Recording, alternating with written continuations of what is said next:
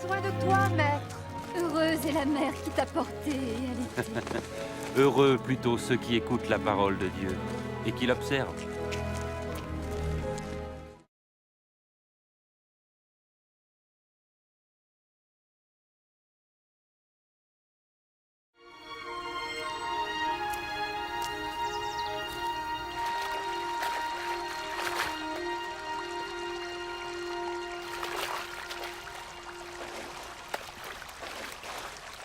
Apprends-nous à prier, comme Jean l'a appris à ses disciples. Quand vous priez, dites « Notre Père qui es aux cieux, que ton nom soit sanctifié, que ton règne vienne, que ta volonté soit faite sur la terre comme au ciel. Donne-nous chaque jour notre pain quotidien.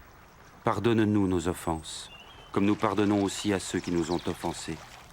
Protège-nous contre la tentation et délivre-nous du mal. »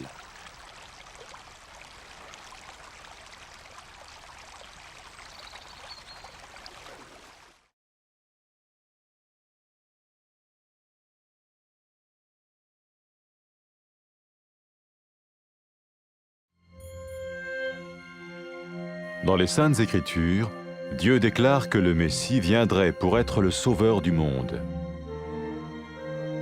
La vie de Jésus prouve qu'il est bien celui dont les prophètes avaient parlé. Ésaïe a prophétisé que la Vierge deviendrait enceinte et qu'elle enfanterait un fils. Des siècles plus tard, la naissance de Jésus accomplissait cette prophétie.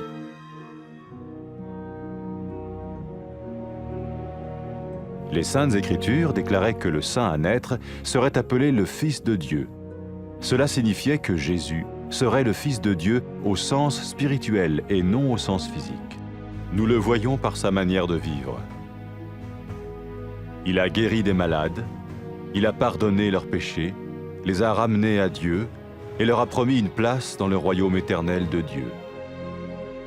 Il s'est offert lui-même en sacrifice pour le péché à leur place. Puis il est revenu à la vie, victorieux sur la mort selon le plan de Dieu. Jésus a dit « Personne ne me prend la vie, mais je la donne de ma propre volonté. » La vie de Jésus n'a pas seulement accompli les écrits des prophètes, mais elle a aussi confirmé la vérité de la sainte parole de Dieu. Les prophètes avaient écrit « Ta parole, ô mon Dieu, est parfaite, elle dure à toujours. » Jésus lui-même a dit « Le ciel et la terre disparaîtront, tandis que mes paroles ne disparaîtront jamais. » Jésus est venu pour nous donner la vie dans toute sa plénitude. Et quand l'homme a désobéi à Dieu dans le jardin d'Éden, il a choisi sa propre voie et ses actions l'ont séparé du Créateur.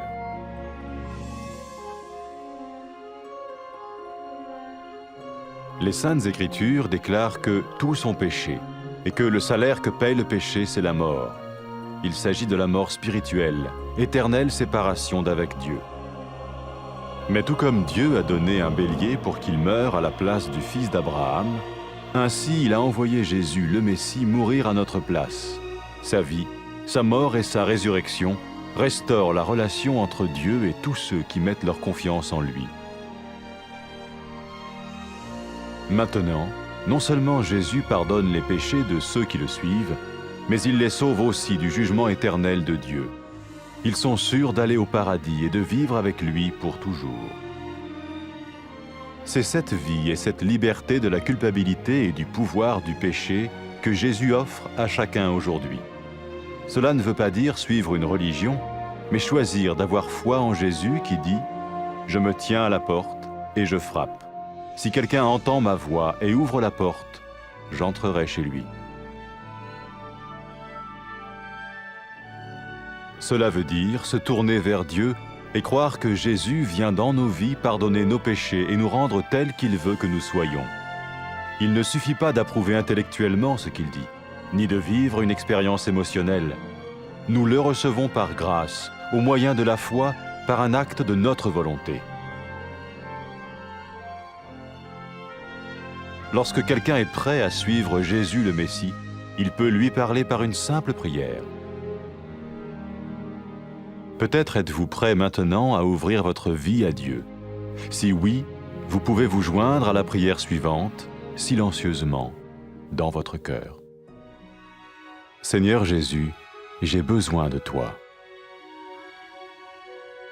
Merci d'être mort sur la croix pour mes péchés.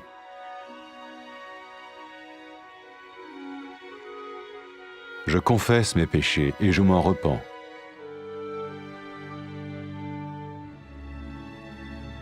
Je t'ouvre la porte de ma vie et je te reçois comme mon Sauveur et Seigneur.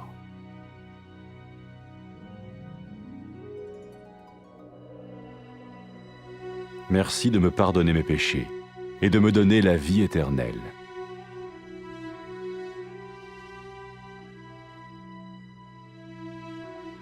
Fais de moi le genre de personne que tu veux que je sois. Maintenant que je deviens l'un de ceux qui te suivent. Amen.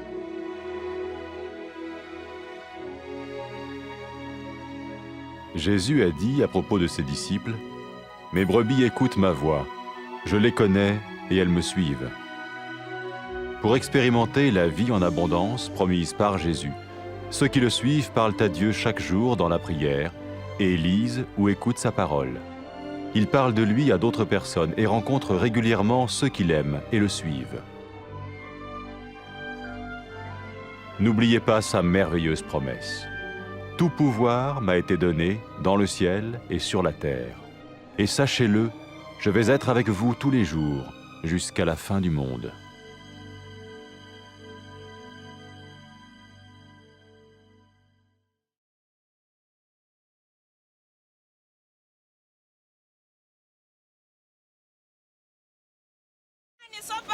Odala ndimanda kupereka mtima ilona mwako. Koma ndi odala anthu amene akumva mawu a Mulungu ndi kuwasunga.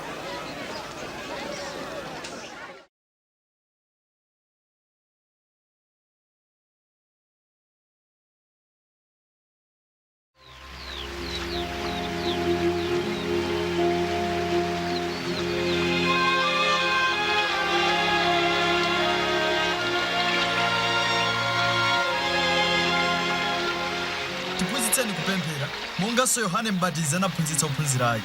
Pamene mupemphera muziti, Atate wathu wakumwamba, dzina lanu lilemekezedwe, ufumu wanu udze, kufuna kwanu kuchitike, monga kumwamba chomwecho pansi pano.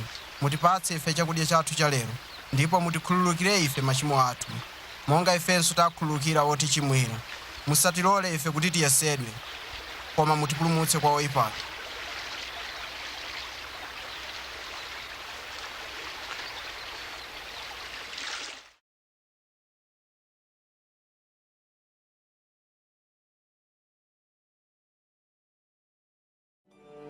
Kalekale aneneri analemba m'malemba kuti Mulungu adzatumiza Mesiya kuti adzapulumutse ochimwa ndi kuwayanjanitsa ndi Mulungu. Moyo wa Yesu ukuonetsa poyera kuti iyedi ali mpulumutsi amene Mulungu analonjeza kutumiza m'dziko lino. Mneneri Yesaya analemba, namwali adzayima ndipo adzabala mwana wamwamuna, ndipo zinachitikadi. Mulungu mwa mphamvu yake anapangitsa Mariya kukhala woyembekezera akadali namwali, ndipo anabala Yesu. Monga kunalembedwa m'malemba, chozizwa chakubadwa kwake chinali chizindikiro kuti mwanayu anali Mesiya, amene Mulungu amutcha mwana wake. Pamene anthu anaona Yesu, anaona chikhalidwe ndi mphamvu ya Mulungu yochiritsa anthu ndiponso kukhululukira machimo awo, ndipo anawalonjeza malo mu ufumu wake wamuyaya. Yesu anapereka sembe moyo wake ndi kulandira chilango m'malo mwa anthu onse. Kenaka anaukanso kwa akufa kuonetsa kuti mphamvu yake ndi yayikulu koposa mphamvu ya imfa. Moyo wake unafanana ndi zomwe aneneri analemba. Moyo wa Yesu unatsimikiza kuti mawu oyera a Mulungu ndi oona komanso osasintha. Yesu mwini wake anati, thambo ndi dziko zidzapita, koma mawu anga sadzatha. Pachiyambi Mulungu analenga mwamuna ndi mkazi kuti akhale okondwa pamaso pake. koma sanamvera malamulo a Mulungu. Chinthu ichi chidawalekanitsa ndi Mulungu. M'Malemba zalembedwa kuti anthu onse anachimwa, ndipo zotsatira za uchimo ndi imfa. Anthu omwe anachimwa sangakhale m'chiyanjano ndi Mulungu. Koma monga momwe Mulungu anapereka mwana wankhosa kufa m'malo mwa mwana wa Abrahamu, momwemonso anatumiza Yesu Mesiya kudzafa m'malo mwa adzukulu a Adamu. Moyo wake, imfa yake ndi kuuka kwake anabweretsa chiyanjano pakati pa Mulungu ndi onse omwe amkhulupirira Iye. Choncho iwo amene amutsatira Yesu adzathawa chilango ndi kukhala ndi Mulungu kwamuyaya. Pamene Yesu anauka kwa akufa, anati kwa ophunzira ake, anthu adzalalikira m'dzina langa ku mafuko onse kuti Mulungu amakhululukira machimo a iwo amene alapa ndi kutembenuka kwa Iye. Yesu anatinso adzatumiza Mzimu Woyera kuti akhale ndi ophunzira ake, kuwaonetsera choonadi ndi kuwapatsa mphamvu yotsatira njira ya Mulungu. Pamene mkazi wochimwa uja analapa machimo ake ndi kuyamba kutsatira Yesu, Yesu anati, machimo ako akhululukidwa, chikhulupiriro chako chakupulumutsa. Yesu anati, pamene anthu amukondadi Mulungu, ichi ndicho chitsimikizo chakuti Mulungu wakhululukira machimo awo. Yesu Mesiya adayitana anthu kuti amutsate. Pamene chigawenga cha pamtanda chinakhulupirira mwa Yesu, chidamupempha kuti achipulumutse. Yesu anati, lero lomwe lino udzakhala ndi Ine m'paradaiso. Iwo amene asankha kukhala okhulupirira Yesu akhoza kuyamba ubale wawo pogwiritsa ntchito mawu awa. Mulungu ndinu woyera ndi wokwezedwa. Ndikuthokozani kuti mmandikonda. Ndikumva chisoni kuti ndalephera kukumverani ndipo ndachimwa. Ndikuthokozani kuti munatumiza Yesu kufa pa mtanda m'malo mwanga ndiponso kuti anauka kwa akufa. Ndikuthokozani kuti munazunzika chifukwa cha machimo anga. Ndikufuna kukutsatani ndipo ndikukulandirani monga mpulumutsi ndi mbuye wanga.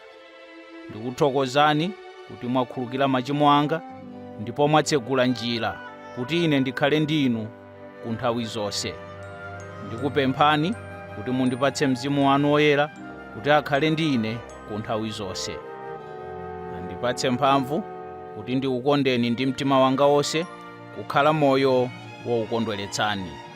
Ndipo lolani kuti anthu akutamandeni kulikonse m'dziko lonse. Amen.